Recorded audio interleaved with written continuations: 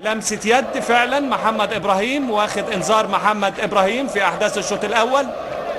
والحكم النمساوي فريدز اشتوخلك بيحتسب ضربة حرة مباشرة، مكان مميز جدا جدا من الاماكن المميزة اللي بيطلق عليها الراوند بوكس، بتلعب قصيرة. وادي المباغتة وادي التعدية وجول وجول جول جول جول جول لمصلحة نادي الزمالك.